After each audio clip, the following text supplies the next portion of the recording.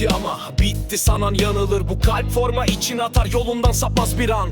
Karanlık bastıysa da bizde güneş doğar. Her tribün bir meşale, her sokak bir isyan. Yönetim gitti, enkaz kaldı geriye, ama biz vardık hep, hem düşte hem gerçekte. Para değil ruh taşır bu armayı ileriye. Eryaman'da yankılanır, biz buradayız yine. Küllerimizden doğarız, yıkılmayız asla. Biz Ankara güçlüyüz, vazgeçmeyiz asla. Düştüysek de kalkarız, inadına savaşla. Bu sene değiller sene, diriliş başlar.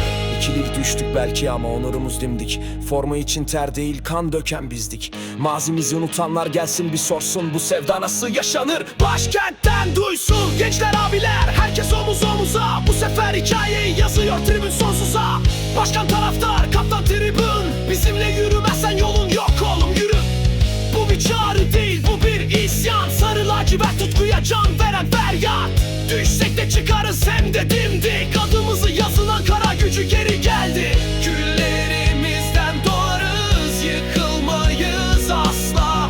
Biz Ankara güçlüyüz, vazgeçmeyiz asla. Düştüysek de kalkarız, inadına savaşla.